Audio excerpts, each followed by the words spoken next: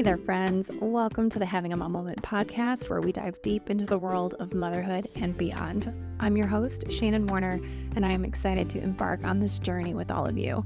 Here's the deal. This podcast is your ultimate sanctuary, your sacred space to hit pause on the chaos of mom life and reconnect with the amazing woman behind the title of mom. Yep, it's all about those precious mom moments because, let's face it, we all need a little more time for ourselves. Am I right? So what can you expect from our time together? Well, picture this. We'll be soaking up wisdom from fellow moms, sharing their stories and triumphs and how they've tapped into alignment on their own motherhood journeys. It's like a mom-to-mom chat over coffee, with a sprinkle of inspiration and a dash of humor thrown in for good measure. We're here to light up your soul, to remind you of your incredible power, and to celebrate the unique spark that makes you, you. Because when we take care of ourselves, we become unstoppable forces for good in the lives of those we love. So join me as we laugh, learn, and rediscover the magic of this crazy ride called motherhood together. Get ready for your weekly dose of connection and encouragement, because around here, we don't just mom. We mom with purpose and power in alignment with our true selves. Stay tuned, my friends. The adventure starts now.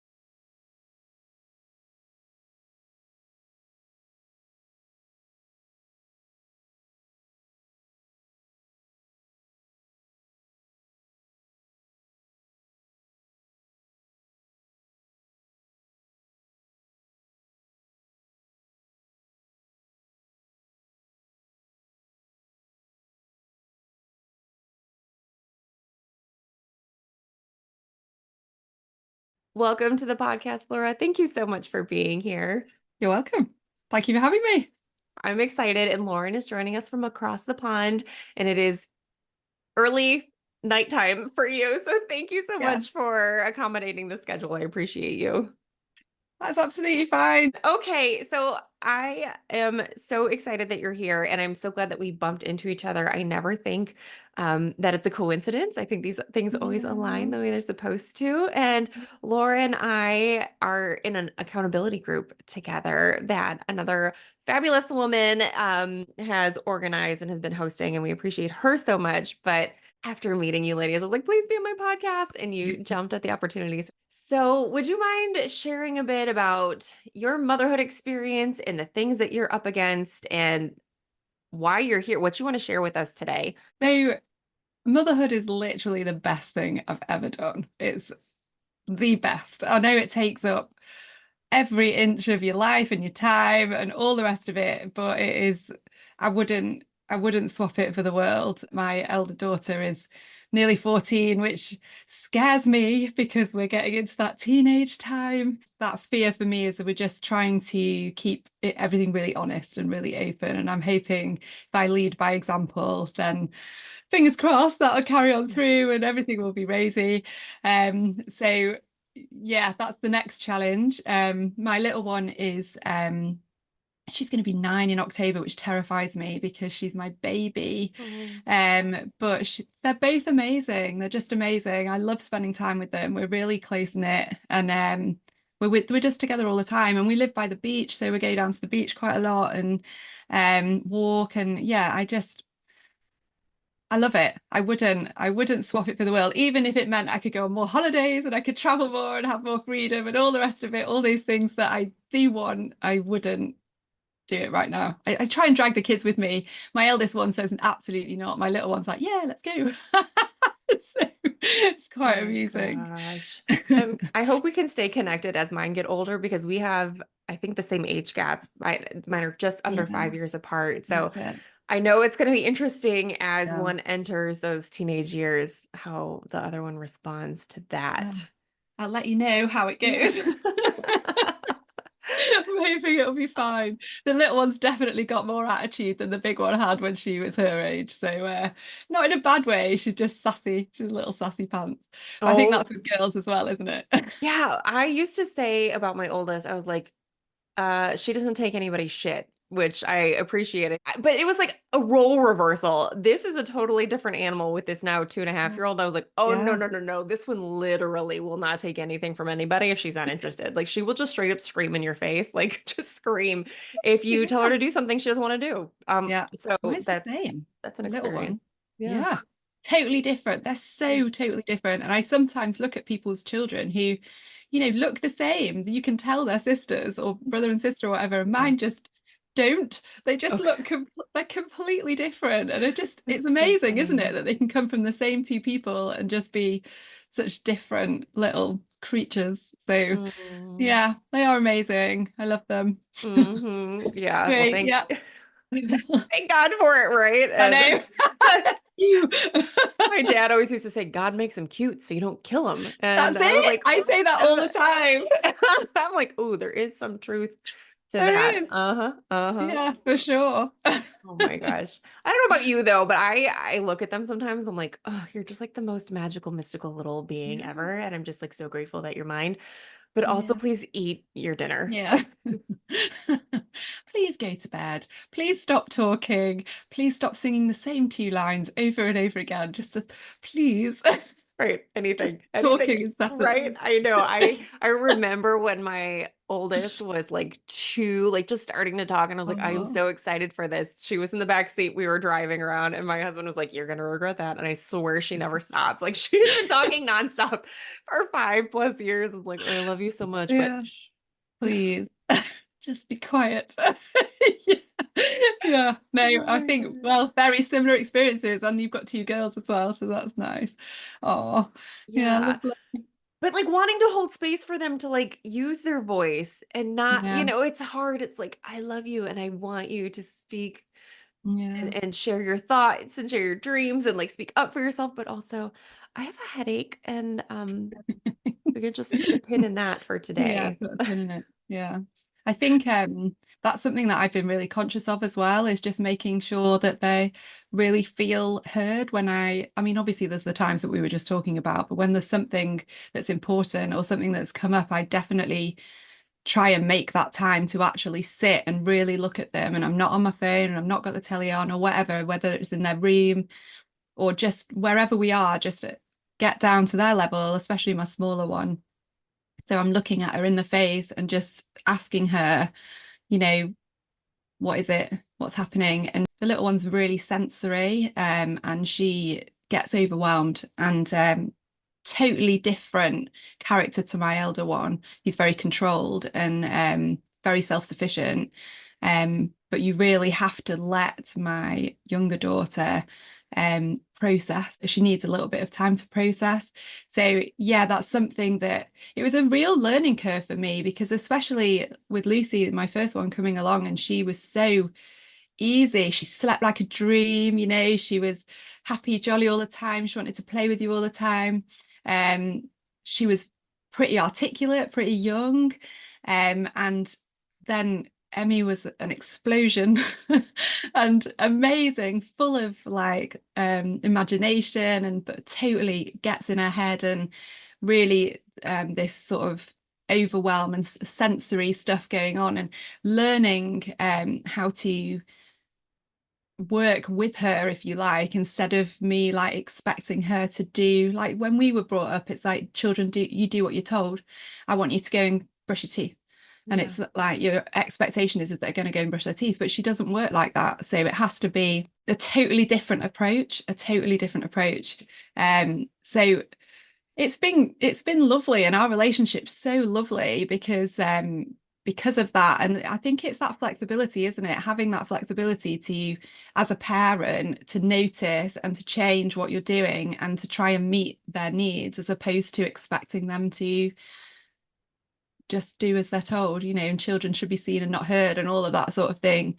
So I'm hoping that's going to really help her as she grows, and just trying to identify feelings and things. She's getting better at it, but like there was this total meltdown, like you just said about your daughter, and like not taking anything, I can't cope, that's how it came out. So because she's nearly 9, like we have to have the conversation about, you're nearly 9, you can't respond like this now because you're not a baby anymore. And we've done quite a lot of work with her over the last few months, just trying to help her to identify and articulate how she's actually feeling. It doesn't come out immediately. I'm not going to say it's perfect, Shannon, but if you give her a minute to calm down, and sort of you have to cuddle her so she can decompress, and then you can talk to her. You can't shout at her while she's like in this heightened, dysregulated state. You have to let her come down. So that's a challenge. That's been a challenge of motherhood, but amazing at the same time. It's learning. And I was a teacher for 17 years. I was teaching secondary school children, and it was always really important for me to make sure that they were heard and all the rest of it. And so a lot of my sort of intuition for helping Emmy, I think, came from me going, do you know what, this isn't working with this child, I have to change what I'm doing. And that's like when you're at school, like me shouting at this child isn't having any effect, they're still being awful in my lesson. Right. So I have to talk to them differently, right? So it's been interesting. We're all trying to get through the experience alive. That's it. First of all, also a former educator, not as long. I maxed out at about 5 years when I left and said no thank you. But I keep bumping into teachers or former teachers. There's been a lot of former teachers on the podcast. It's very, very interesting. And 2, my oldest, who her name is Emerson, but we call her Emmy. So this is really interesting. That's nice. She has had not like a formal diagnosis, but sensory things as well. And her issue is clothing. And like would meltdown, like getting her dressed in the morning used to be such a battle. And we got her into occupational therapy, and it has helped immensely. But not only her, but me as well. It helped. Her occupational therapist was like, this is the way her brain is wired. And, you're like, oh, that's uncomfortable. Her system goes into overdrive. And let's think about how you're handling it as well. And there's a lot of learning there. And I also think, like you said, with your experience, it allowed you to better navigate this with her. I don't think it's any mistake that we get the children that we get who have the things that they have, right? I think it's very intentional, even if sometimes we're like, why? But a lot of similarities there. So I see you for sure. Yeah. It's fun though. She's very fun. They both are. I feel bad that I'm not talking about Lucy, but they're both really fun. Yeah. You've got this added layer though on top of parenting that a lot of us don't experience, of chronic illness. Would you mind sharing more about your experience and the kind of battles that you're working through on top of parenting and building a business and hosting your own podcast and all of the things? I'm sure you've got so many feathers in your cap, so you've got a lot. Yes, I have actually 2 chronic illnesses, which I've been talking about them a lot recently, which is really quite a cathartic process for me, but also really confronting because obviously there's a lot of emotion and repressed trauma actually in there, because you basically have to pick yourself up and get on with it. You can't just stop. Especially when you're a mum, you can't just stop. So back in 2009, I was diagnosed with Crohn's disease, which is an autoimmune condition which affects the gut, just in case anybody doesn't know what that is.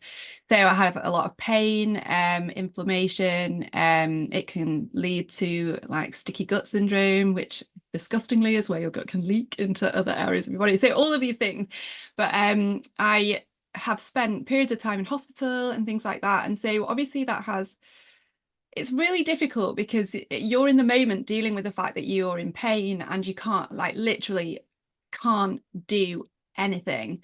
And all you need is, well, normally they give me some morphine and it knocks me out and then I'm okay, and I have to go on steroids and things like that to bring the inflammation down. But really, to consider is like how that affects what they witness at home. And that upsets me, because obviously seeing your mum like that must be really difficult. And I have spoken to them about it a few times, and equally for my husband. I mean, I can't imagine like being the partner of me because it must be really difficult to support me all the time. But we have spoken to it about it with the kids. And actually, you know, I asked my children about this not so long ago, like quite recently, because one of my podcasts that's coming up is about, you know, the kids and how you deal with the kids.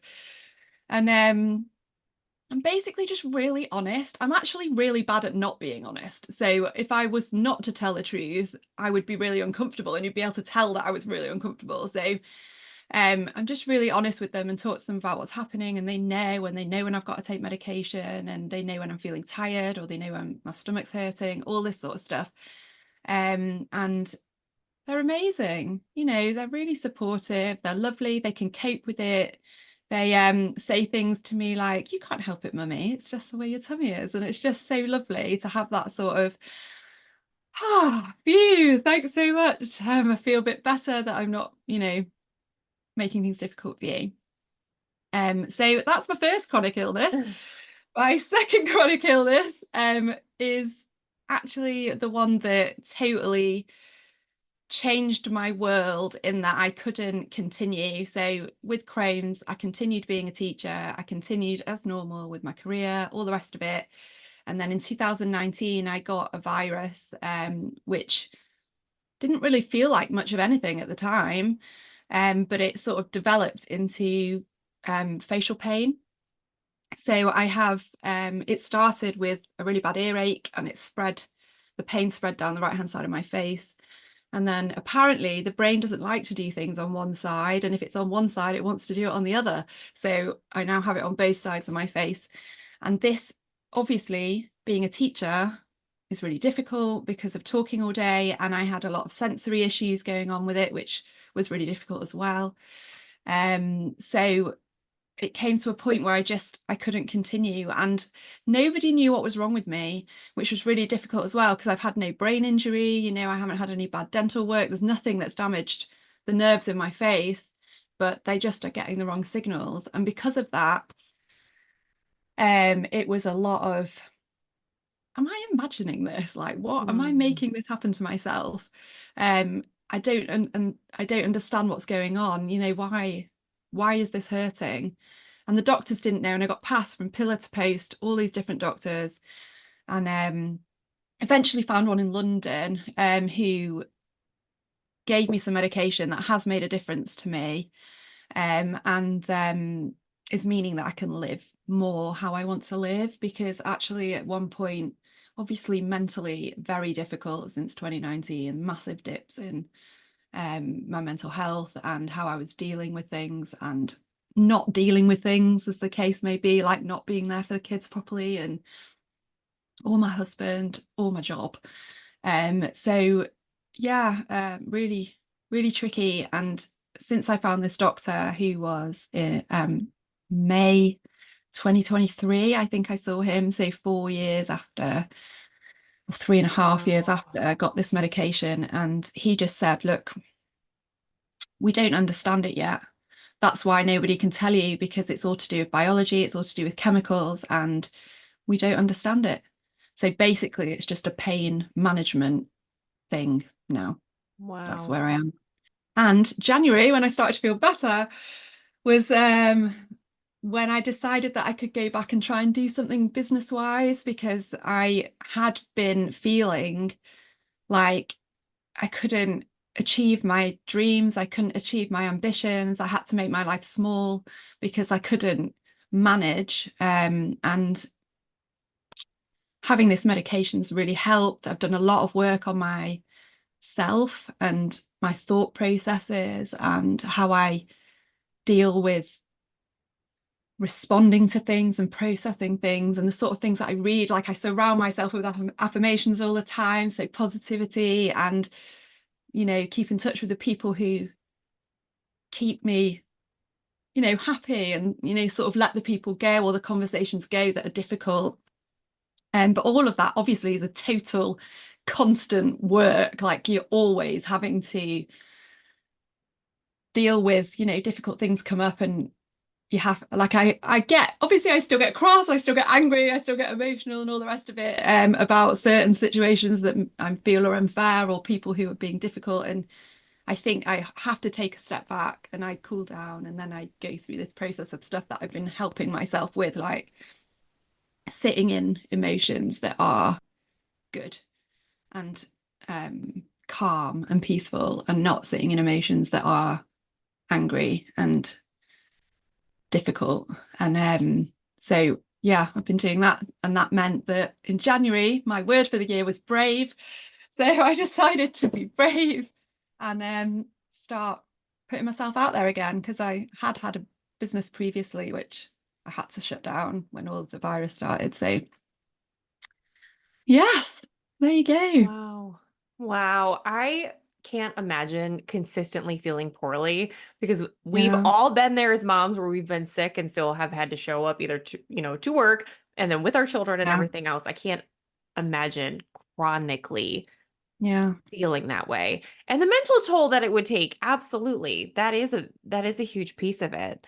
yeah, And I commend you. I mean, I know you have no choice but to continue to go, but yeah, to come back from what you said, you've had to make your world small like that. yeah. That hurt my heart to I hear know. that, because I feel like I'm always like, I want to play bigger. I want to be bigger. I've been small for so long because I thought this was the role in the box that I was supposed Yeah. to fit in. So to like consciously have to shrink yourself to survive has to be really challenging. Yeah. Yeah, it was horrible, because everything inside me was like, no, I want to do more. I've got so much more in me. I've got so much more to give. I don't want to sit in a 9 to 5 and just, that be it. And I'm looking around me at other people, and I'm like, other people are happy. Other people are just trundling along and they're fine. And why can I not be? Why is this not something that I can just sit and be?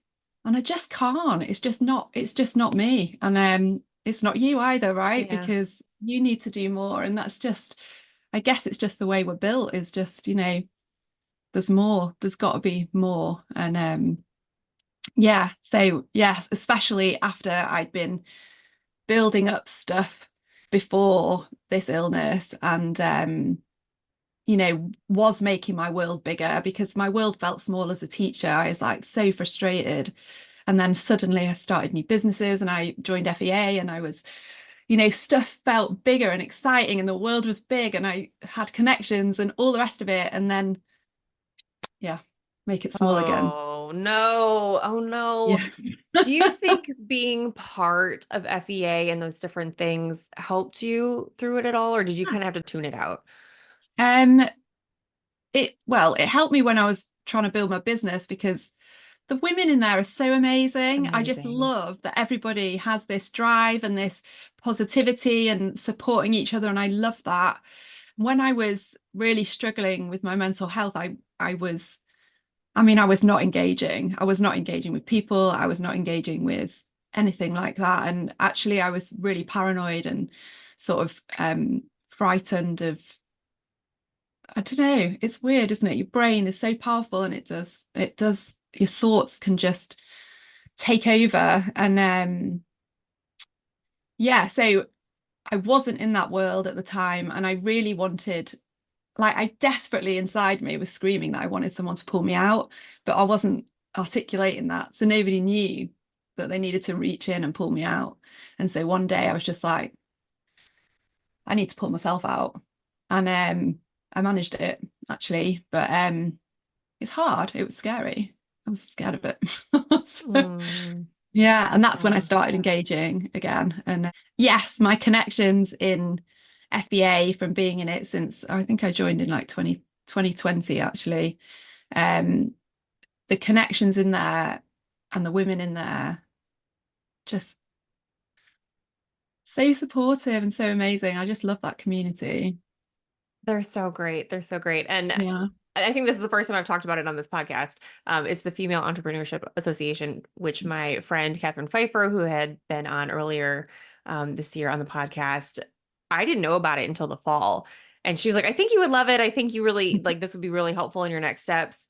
And at the time, the enrollment was not open. And I was like, oh no, it sounds amazing, but I couldn't get in. And then Yeah. I think it was it earlier this year? I think it was January when they opened back up and I jumped in as quickly as I could. But I just echo everything that you said. To the listeners, if you don't have a community, find a community, and these online communities are just as good as in-person communities if you don't have people in your area. And I have met some of the most incredible women. You think you're joining, for business. And then next thing you know, someone's talking to you about like the inner workings of something else, and you're like, oh, Yeah. wow, I didn't know I needed to hear that today, but thank you so much. I got off a networking call. It was probably maybe 3 or 4 months ago and was not expecting it, but just like ended up bawling my eyes out because one woman in particular just like spoke right to my soul. And then she was like, oh, Oh, honey, you need a hug, and like hugged her monitor to like give me a virtual hug. And like, it's funny, but it was like, that's it was amazing. exactly what I needed. And Yeah. it's really beautiful, magical space. So Yeah. And it just even like making connections with you, like I would never have met right. you if we hadn't crossed paths in this way. So Yeah. yeah, it's amazing, isn't it? The world Yeah. is wide, right? I And know. Oh, and the woman whose episode aired this week, her name is Dr. Lakshini Gunasiri. She had her like PR person reach out to me and we connected. So I was looking her up, trying to see if I could find her. And I ended up realizing through searching through Facebook, she's also an FEA. And yeah. she had just published a book and she had shared about it in the group. Oh, And I was like, oh my gosh, this is incredible. yeah. So that's a lot of fun. It's good stuff. That's amazing. Yeah, it It's really is. Yeah. I love it. I love it. So, what direction are you headed in now with your business? What I've decided to do is I really want to help people like me. So mums who have chronic illness, but really are dying to be more still and don't want to live small. So exactly this sort of experience that I've been through. And just I have the job I went into after teaching was teaching digital marketing because I'd learned quite a lot um whilst I was building my original business Hmm. and using like courses like FEA and Brandon Lucero and Amy Porterfield and all the rest, all these amazing entrepreneurs. And so I learned a lot, and then I started teaching digital marketing online. And so I want to incorporate that into the business. So I want to help women who are juggling all of these real normal life things, so the kids, the job, the husband, the pets, whatever you have, but then having this extra layer, as you said, of this chronic illness on top of it, and how to manage that, because chronic illness isn't there's a lot of layers that come with that, as well as me being in pain and having Crohn's. There's a lot of layers in that. There's doctor's appointments, there's doctors to find, prescriptions to pick up, prescriptions to organize. It's just that it's constant. Like there isn't like a 6-month period where you don't have to do this. So managing that on top of all the clubs and stuff we were talking about earlier, the kids after school clubs and being at school and friends and all the rest of it, and doing your 9 to 5 job, it's a challenge. It's a challenge. So that's what I want to help with. So I want to help women who feel like they can't or are stuck, maybe a little bit stuck. They want more. I'm helping with the mindset side of things. So like thinking about boundaries and thinking about, trying to meet your own needs so that you feel like you can give to your children, and, acceptance of the fact that you have this illness. It is chronic. It's probably never going to go away. And trying to negotiate life around that. But then also help them with their business. So once we've got through that sort of process of acceptance, which is a lot about what the podcast talks about, and supporting people's journeys, currently it is just me talking about my experiences, hoping to resonate with people and make people feel like they're not so alone, because I felt pretty alone, if I'm honest. So talking about those things and then moving them to feeling confident enough to start their businesses and get going with some digital marketing, and getting business advice from me and digital marketing advice from me. So hopefully building a community where people understand each other on that extra level, as well as just being entrepreneurs and female business owners. What are a couple of tips that you might have for someone who, knows that they've got something bigger waiting for them, maybe doesn't know what it is, but kind of managing their own expectations of moving through that when they do have this added layer of this unpredictable, at times, chronic illness? I think there has to be a lot of self-forgiveness, because there are, as women and as mothers, a lot of the time you are giving so much of yourself away all the time, and you come 9th, 10th, 20th down the list, and there's always this feeling in us that, oh God, I should be doing that, I should be doing this, I should be doing whatever. I've got 5 minutes spare, but I'm so tired, but actually I should be sort of, doing the vacuuming, or I should be washing up. And actually, for everybody, anybody out there, if you're tired, you need to take a break. But on top of being normally tired, if your illness is not great at the moment and you are really tired, all you're going to do is make it worse. So giving yourself permission to actually stop. So if you need a nap, you need a nap. Now, I'm not a person who naps in the afternoon, but when I have a nap in the afternoon, it's because I really need it.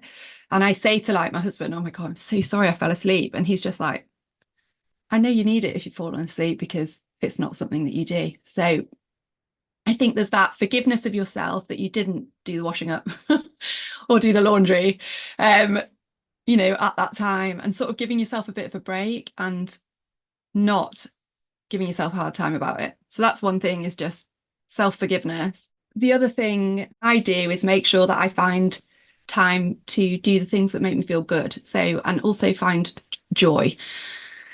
Joy was not something that was big in my life when I was struggling mentally, because, you're down in your thoughts.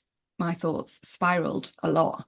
And actually noticing little bits of joy around you, because they're happening all the time.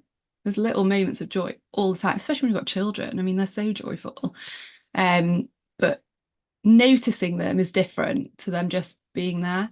So I actually have 2 podcasts, and the second one is all about little things that you can do in your day to feel some joy, because as soon as you start, it gets easier. As soon as you start noticing it, you notice more and more, and all of those little moments of joy then become you feeling happier. So that's my other tip, I think, is just doing little things. Like I do things sometimes, like I go outside and just take a really deep breath, like sniff in of air, and I think I've got a really good sense of smell, or a strong sense of smell. So I'm always like, I love the smell of that tree. I love the smell. Do you know what I mean? So just even taking that moment to just stand still and just go,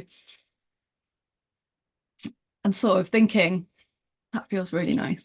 Yeah. I mean, that takes 2 seconds, but it's, if you actually acknowledge that that's happened, a little bit of joy. Yeah. So I've certainly been in the headspace in the past where, if I had heard this, I would have thought, you want me to do what? What is that going to help? But it's just like, when you're having a bad day and you're thinking, what else could go wrong? Inevitably, 4 more things happen that are not your preference, right? If you're looking for it, you're going to find it. So same thing with the joy piece. And yeah, I so hear you with the kids. As much as we know there's both sides. There's a full spectrum of experience with your children. But I had a moment, I think it was last Friday, and beautiful weather, and I rolled the windows down, which I love to do. My husband does not like to roll the windows down, but I enjoy it. Had both of my girls in the back seat, and I forgot what we were listening to. I'm sure it was something Disney related, and rolled down the window, cranked up the Oh, music, no. and my little one was just like singing her heart out. And I just caught a glimpse of it in the mirror, and I was like, I want to remember this forever. Like, this is Yeah. everything. This is everything. And Yeah. I never saw myself being that mom. You know, I was deep in my own bullshit for a long time where I was like, Yeah. everything sucks. I hate everything. Even in the early years of my first daughter being here. And I hold space for that experience, and I give myself, old me, a lot of grace. But it's like I robbed myself of those joyful Yeah. moments of those first couple years, you know? So I know if you're like in the pits of despair, you're thinking, Shannon, Laura, I don't want to go smell a tree. Thank you so much. But you know, there's other things you can do. Once you start, it definitely Yeah. snowballs. Yeah. That's what I was going to say. Yeah. Yeah. You just need to give yourself permission. I know you're probably doing exactly that. Like, oh my God, this sounds so stupid. But if you just go, do you know what? I'm just going to try it. And yes, it does snowball, and it does become something that you just start doing. And then it just, you know, mentally it goes uphill and gets better. So Yeah. yeah. Yeah. And the whole idea too of like moving up the emotional scale, like if you're in despair, and I don't know the names in order of the different emotions, No. you know, on the spectrum, but just pulling yourself up like a half step Yeah. and maybe another Yeah. half step. You don't have to go from everything is terrible to, oh my gosh, everything is amazing. It's so great. Everything's fine, because we know that's not reality either. Right. And then we're No. just bypassing our junk, which doesn't solve the problem in the long run. But, yeah, just taking the steps to get just a little higher A is little so bit. helpful. Yeah. It's so helpful. Yeah. Yeah. Like, this is our experience, and this is like my mission lately is to be incredibly intentional with my own time, but encouraging other people to like really be mindful of how we're moving through our days and how can we make it as great as possible for ourselves, because we're the ones that we have to live with at the end of the day, Yeah. right? Like, there are Yeah. things that are out of our control, but it is up to us how we move through our experiences. And I'm choosing joy. When I can, I'm going to choose joy. Joy and kindness, Shannon. Yeah. That's where I am. Yeah, just be kind. I totally agree with everything you just said there, and that was so nice. Yeah. We need a lot of kindness, especially over here in the States. Things get a little crazy leading up to I election think it's season. So yes, yes. ah. We won't go there, A but lot going on. No, let's yeah, we won't go there. But it's, yeah, like, complicated. lead with kindness, friends. Yes. Well, wouldn't the world be a better place I know. if we did? I I know. think women should run the world, to be fair. I think if women were in charge, everything would be so much better. Oh yeah. With our houses. I've said this too. I'm like, if we would get out of our own way, it would be game over. It would be game over. If we all just decided like October 1st, like, forget it. I'm setting down all the limiting beliefs and setting down all my own bullshit. Yeah. And I'm just going to do Yeah. the things that feel aligned for me and stop listening to mostly the men who are making the rules and Yeah. things. Like, I think it would be a different world in 30 days, but it's me. Yeah, that was all it would take. 30 days. Done. Right? All right. Like, and we'll do it with the babies, you know, with the kids running around Yeah. and, you know, dealing And with the our stuff. laundry. Yeah, the And the laundry, washing up. right? And our cycles and all the things. Like, we'll still Yeah. get it done because Yeah. that's what we do, right? Yeah. Yeah, that is. And that's, I think too, like, give yourself so much grace, but also like, please don't underestimate what you're capable of, because if it seems like, oh, I can't do that right now. Well, maybe not today, maybe not this week, but what if you just took steps? What could you accomplish in a year? I look back over the last year and it feels like I was standing still sometimes, but I'm like, oh my gosh, I've done so much and I've met so many people and I've made so many connections and have found so much joy in the process. Yeah, I think a lot of women underestimate themselves. I definitely do. I have moments where I'm like, I can do this, I've got so much more of me and all the rest of it. And then it's like, oh, I'm scared, I don't know what to do. So it is a lot, isn't it? I mean, that there is a lot around the bravery piece and, you know, trying to just push that little bit further forward. But then, you know, I do those little steps and I meet people like you, and then I come on your podcast and then we chat about stuff, and you know, it all little bits and little bits and little bits, isn't it? So yeah. I've like replaced the track in my head when I get nervous or scared to do something and I need to muster up some courage. I always think, first, what would a mediocre white man do? Because they'd be like, I got this. I'm amazing. I remind myself that there are people far dumber than me out there already doing the thing. And then lastly, no one's actually thinking about me. Like, really, when it comes down to it, like if I put something out there and I'm like, it's a blip in our world, the way we are constantly being bombarded with content, like it's a blip. It is a literal blip on someone else's radar if they see it at all. So like, say the thing, put it out there. I like the comparison to the mediocre white man. That's great. I'm going to start using that. I might even use it with my daughter and just let her know, what would a mediocre white man do? Better than him. I am constantly telling them that, women rule and we are strong, independent, intelligent women, and, we can do anything. So I'm gonna weave that one in as well. And I love men. I am not a man hater, and I had amazing men in my family, and I married a good one. There are a whole lot of men out there who think that they are a lot more amazing than they actually are. They show up with all of their confidence, just do the thing. So just tap into that energy. Well, they say that I read this stat recently that when there's a job, people applying for jobs, women wait until they feel like they can do 100% of the spec of the things that are on the job, whereas a man will apply with only 60%.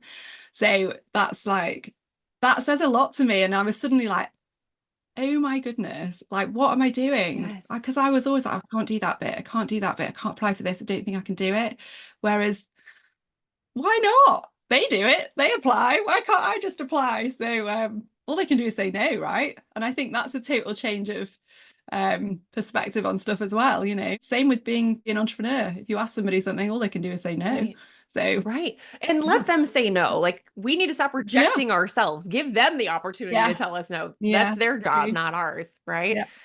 So where are we rejecting ourselves in our day-to-day lives? Let's ponder on that, listeners, because we all do it. We're like, oh no, I could never.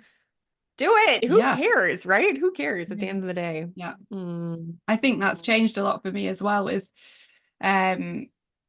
sorry to make it a bit more serious again, but I think, all the things with the illnesses and stuff has really changed how I view what we do. Like, I'm like, we need to just go on holiday. We need to just go do that thing. Why are we, what are we waiting for? You never know what's going to happen. And it just I really feel the need to sort of seize life and make sure that I'm doing the things that make me feel good and not getting stuck in the things that make me feel bad. So, walking away from situations, like I said before, that don't feel good for you and, healthy for you.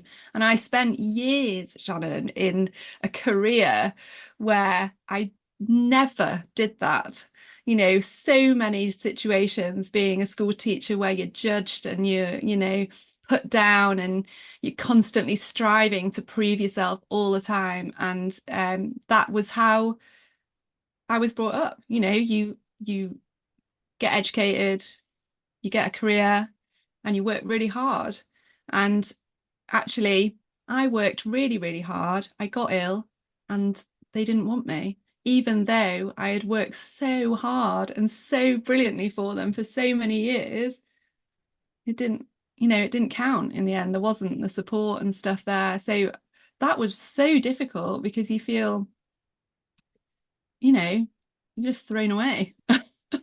So so difficult. So that shift to doing stuff that makes you feel good has been quite life-changing, to be honest, for me. I see you.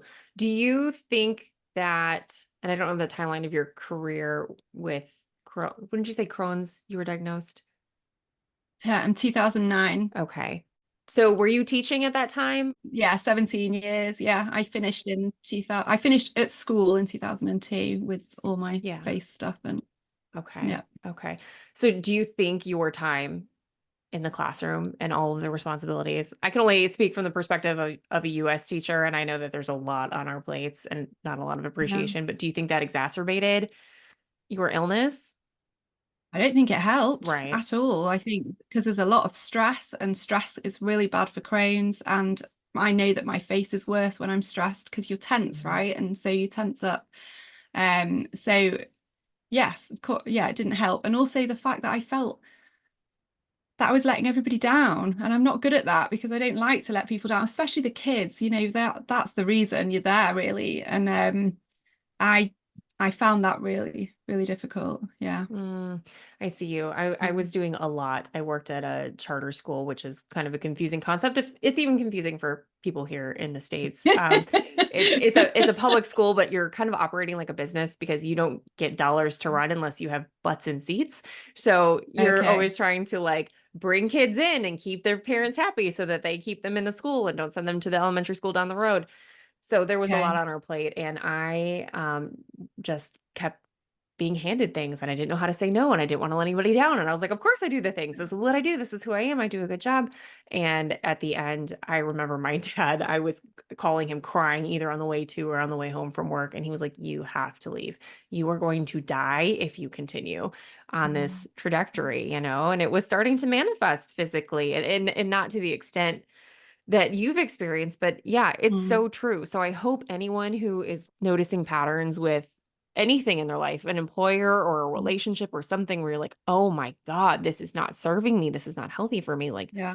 let it go. Cause like you said, at the end of the day, when it comes down to it, it will leave you before you make the choice to leave it. And Yeah. and you're, just where you are. I got laid off last year at a company that I worked for after I left teaching for 8 years. We were like a family, like quote, we're family, that nonsense. Yeah. Yeah. And Yeah. the numbers weren't working, and they were like, nice to know you. That was it. Yeah. Well, you buy into it as well, Yeah. Oh, don't you? You yeah. buy into the we are a Oh, family, and yeah. you work really hard and you care about it. And yeah, Mm-hmm. yeah, it's difficult. Mm-hmm. So that's why you like absolutely listeners have to prioritize yourself. You have to take care of yourselves, Yes. right? Like your Yeah. your health Yeah. is everything, especially if you're Yes. battling this. Like you have to protect your health, you have to protect your peace. And Yeah. it's not worth it. It's not worth it. My dad got cancer in his 50s, and he was very Mm. much like, you work really hard. He was in the trades. And so he did a lot of manual labor for a long time. That was nothing. Thankfully, they were able to remove his kidney and he was fine. But then it came back in his 60s, and he died at 67. And ever since that happened, I'm just Mm. like, holy shit. Do I have 30 years left? Like, Yeah. really, Yeah. do I want to spend, how do I want to spend it if that's all I have, right? If that, because, when it's your time, it's your time. And I Yeah. think when you have experiences like this, you look at things a little differently where you're like, huh, Mm. I really want to be mindful about what I'm allowing to be part of my journey for however long I'm here. Yeah, for sure. Yeah, no, it's true. I mean, it's true. Like I want to experience things with the children and give them, I think it's about experiences. Everything's about experiences. So, having those memories together. I mean, the stuff that I remember from being a kid is when we went on holiday and we had, time together. And you don't have to go anywhere amazing, but just going away and doing something different and, creating those memories together is really important. And just don't put it off. Just, don't put it off because you just don't know what's going to happen, like with your dad and with me. And you just, yeah, I think it's really important, and definitely do the stuff that makes you happy. Yeah. Yeah. Yeah. That's why I protect this podcast. I mean, it doesn't make me money, but just so much joy. The people I get to meet that Yeah. I would never get to meet otherwise, and to have these conversations. And then I get to put it out there and people enjoy them and have takeaways from them that help them live a better experience, which spills over into your children, spills over into your Yeah. marriage if you're married, and it spills over into all the areas. So Yeah. yeah, so important. Oh my gosh, I could talk to you all day, but I know it's getting late there. So please tell everybody where they can find you, follow you, listen to you, all the things. Okay, so well, the podcast is everywhere, so you can listen to it on Apple, Spotify, wherever you like. It's pretty much on all the channels. So I'll give you some links for those if you Yes. don't mind. That Yes. would be They'll be in great. the show notes. Yeah. I have a giveaway as well, which is I've called it a companion. It's a couple of tools that I used, which when I was finding things really difficult, really helped me. it's just two really simple processes to get the stuff out and help you feel calmer and clearer on what you want to do and deal with those negative emotions. So I've called it a mind rescue companion because I want it to be yours and not mine. I want it to be a companion to you that you can take with you. It's a toolkit. I'm not guiding you. So I can give you the link for that as well. And then you can find me. I'm on Facebook and Instagram. Yeah, I'm quite active there at the moment. So I've been trying really hard. You have been. I saw you've been working. You've been doing it. Yeah. It's a battle. So, I know. Exactly. My main podcast, which is called I Am Laura. Actually, my business is called I Am Laura, which I didn't mention, but it's because I didn't know what to call it when I was starting Being Brave in January. But ultimately, I've had to come to this acceptance and realization that I am Laura and this is me and this is my life and I need to embrace it. So that's what it's called. I love my that. podcast is Juggling Chronic Illness, Kids, a Job and a Dream. And then the one that's about joy is called A Sprinkle of Sunshine, Your Daily Dose of Joy. I love the name. I love that you just owned it and you're giving a lot of people permission. Yeah. I love to own themselves too, right? Like, friends, you are not here by mistake. So step into it and own it. I love that so much. And then I love a long podcast, obviously, but I also love these little like micro doses type things that you're doing. It's so helpful because I know how hard it is to find the time to like listen through a whole hour-long episode. So I love those little. Yeah, they are little. I didn't mention that. Yeah, the main podcast is 10 minutes an episode, 10 to 12 minutes. And then the Daily Dose of Joy is literally a minute or 2 minutes. They're both little. Okay, I knew the one was. Yeah, they're both little. Yeah, for sure. Yeah, they are. I think listeners, even if they don't experience chronic illness, will get something from both of your podcasts because you are a light and you're just radiating such beautiful energy. Oh. So I'm so glad you're out there sharing it with the world. Thank you. What a lovely thing to say. Thank you so much. I so mean it. You're so welcome. You're so welcome. Laura, I so appreciate your time. Thank you for staying up to talk to me. And I'm so glad that, our conversations don't end here and that we get to continue to bump into each other in our little accountability group. So thank you for being here. Thank you so much for having me, Shannon. It's been lovely to chat.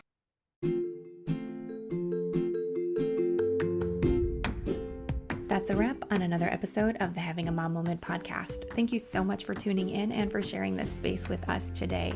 Before you go, don't forget to check out the show notes for any links or resources mentioned in today's episode. And hey, while you're at it, why not give me a follow on Instagram and Facebook at Having a Mom Moment. You can also visit havingamaMoment.com for even more mom-inspired resources. If you've enjoyed today's conversation as much as I have, please be sure to hit that subscribe button so you never miss out on future episodes. And it would mean so much if you leave us a glowing 5-star review on your favorite podcast platform. Until next time, remember to embrace those mom moments, find alignment in your journey, and always honor the incredible woman you are. Take care, friends, and we'll see you on the next episode.